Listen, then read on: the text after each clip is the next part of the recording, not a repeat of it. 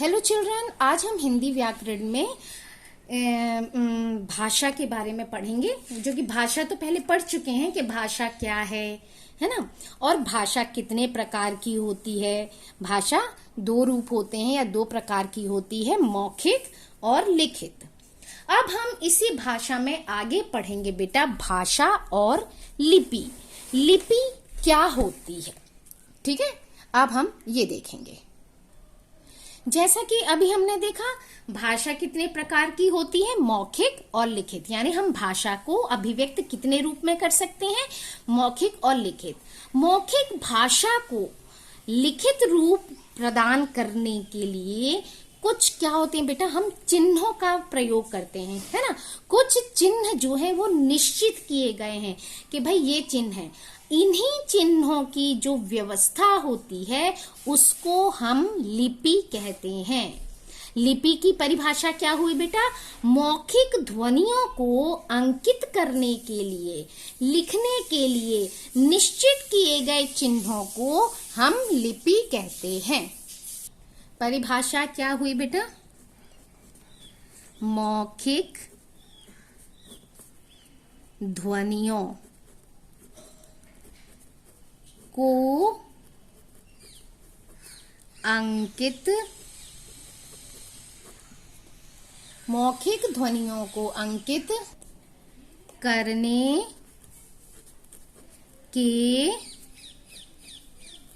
लिए क्या किए गए हैं, निश्चित किए गए चिन्हों, ये हलंत है, चिन्हों को क्या कहते हैं बेटा, लिपि कहते हैं। क्लियर, इनको हम लिपि कहते हैं। संसार की प्रत्येक भाषा की बेटा अपनी अलग अलग लिपि होती है।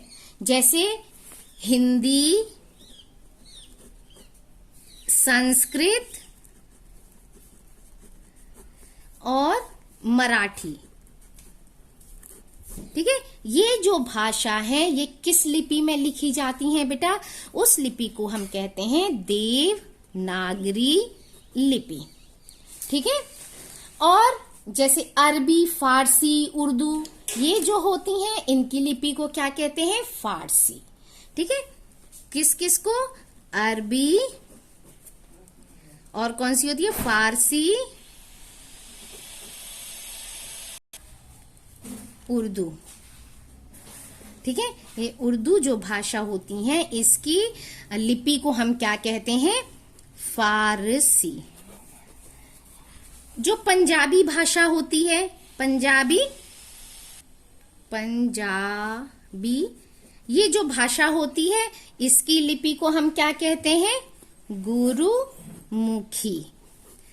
इंग्लिश जो लिखते हैं हम, अंग्रेजी, है ना, अंग्रेजी, ये इसकी लिपि को क्या कहा जाता है, रोमन, ठीक है।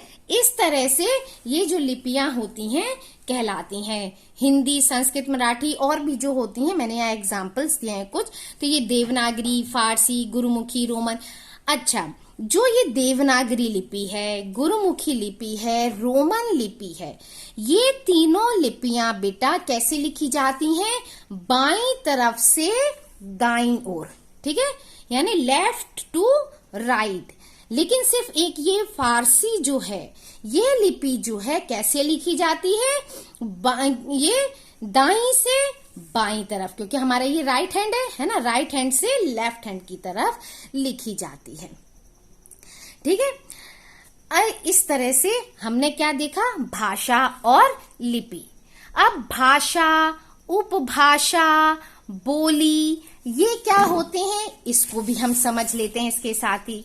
भाषा जो होती है हमने समझ लिया, जो हमने बोल रहे हैं।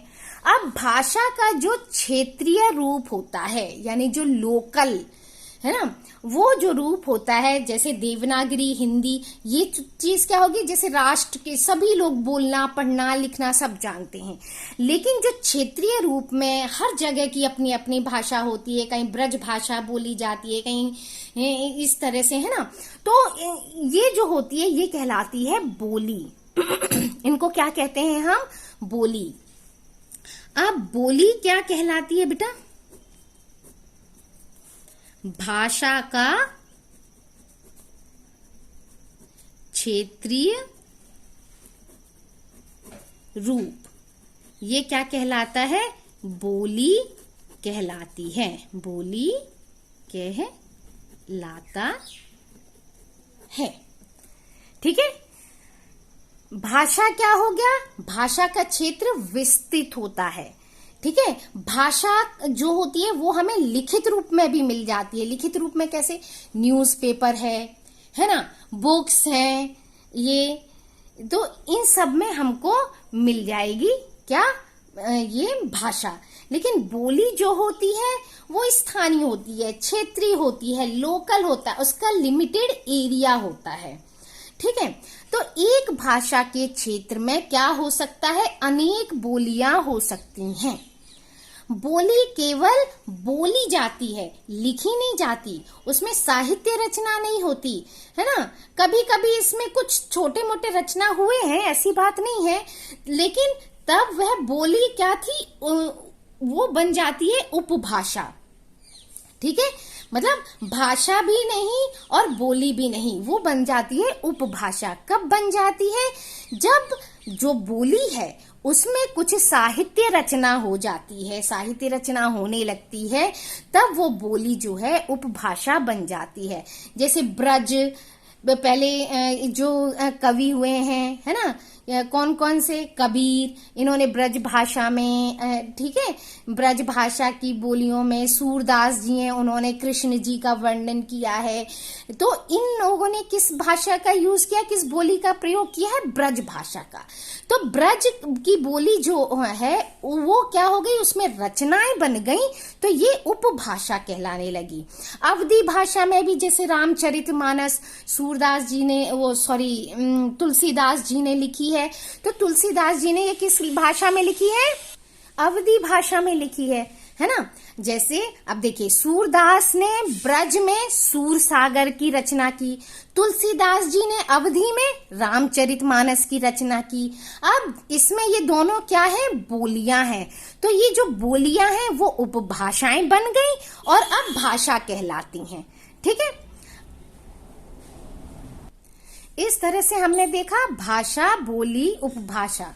ठीक है। अब भाषा और बोली में हमने जब पढ़ा है तो क्या देखा है? कुछ डिफरेंसेस देखे हैं, है ना। क्या क्या डिफरेंस है भाषा और बोली में? हम देखते हैं कि क्या क्या डिफरेंस है, थोड़ा सा इसको भी देख लेते हैं। भाषा जो होती है बेटा, वो क्या होती है? विस्तृत क्षेत्र होता है। ठीक है। भाषा का विस्तृत क्षेत्र होता है। लेकिन बोली का क्या है? क्योंकि बोली जो है वो क्या है? भाषा का स्थानीय रूप है, इसलिए इसका क्षेत्र जो होता है बेटा वो सीमित होता है। तो बोली का सीमित क्षेत्र होता है। क्लियर? चलिए नेक्स्ट क्या है? भाषा हमें लिखित रूप में भी मिलती है। ठीक, भाषा हमें किस रूप में मिलती है? भाषा लिखित रूप में मिलती है। लेकिन बोली का कोई लिखित रूप नहीं होता। बोली का लिखित रूप नहीं होता। क्लियर? थर्ड पॉइंट क्या है बेटा? जो भाषा है, भाषा में साहित्य रचना, ठीक है, इतिहास लेखन, क्योंकि सबको समझ में आना चाहिए ना, कोई भी पढ़ना चाहे तो वो पढ़ सके, तो इतिहास लेखन ये सारी चीजें आपको मिलेंगी, आदि होते हैं। लेकिन बोली क्या होता है बेटा? केवल बोली जाती है, इसमें साहित्य की रचना नहीं होती। लेकिन यदि किसी बोली में, ठीक है, हमने पहले भी पढ़ा है, किसी, जैसे वो रामचरितमानस तुलसीदास जी ने अवधी में लिखी, सूरदास जी ने सूरसागर ब्रज भाषा में लिखी। तो यदि किसी बोली में साहित्य रचना की जाती है यानी होती है, तो वो क्या हो जाती है? तो वह उपभाषा का रूप लेती है। ठीक है, वो उपभाषा बन जाती है। ठीक है, नेक्स्ट है, सरकारी कामकाज में केवल भाषा ही सहायक होती है। ठीक है, सरकारी कामकाज में केवल भाषा ही सहायक होती है और बोली का प्रयोग सरकारी कामकाज में नहीं होता। इसका प्रयोग कहाँ होता है? क्षेत्रीय विशेष में बोलचाल के लिए होता है। ठीक है, और बोली का प्रयोग कहाँ होता है? क्षेत्र विशेष में। क्षेत्र विशेष में किसके लिए होता है? बोलचाल के लिए। बोलचाल के लिए होता है। नेक्स्ट पॉइंट है, भाषा व्याकरण सम्मत होती है। मतलब उसमें हम उल्टा पुल्टा कुछ नहीं बोल सकते, व्याकरण को देखकर बोलना पड़ता है ना, कि हमारी व्याकरण सम्मत है या नहीं है, कि कहाँ कोई मिस्टेक तो नहीं है। तो भाषा जो होती है बेटा, वो व्याकरण सम्मत होती है। ठीक है, और बोली जो होती है उसमें प्राय हम व्याकरण के नियमों का पालन नहीं करते हैं। ठीक है, तो यहां लिखते हैं, बोली में प्रायः व्याकरण के नियमों का पालन नहीं किया जाता। क्लियर? इस तरह से आपको क्लियर हो गया होगा भाषा और बोली में डिफरेंस, है ना। चलिए, अब नेक्स्ट वीडियो में हम देखेंगे कि मानक भाषा क्या होती है। ठीक है, आपने सुना होगा स्टैंडर्ड लैंग्वेज वगैरह, कि स्टैंडर्ड लैंग्वेज होती है, उसका स्ट्रक्चर कैसा होता है, ये सारी चीजें हम पढ़ेंगे नेक्स्ट वीडियो में। तब तक के लिए बेटा thank you. Like, share and subscribe my channel और पढ़ते रहिए, आगे बढ़ते रहिए।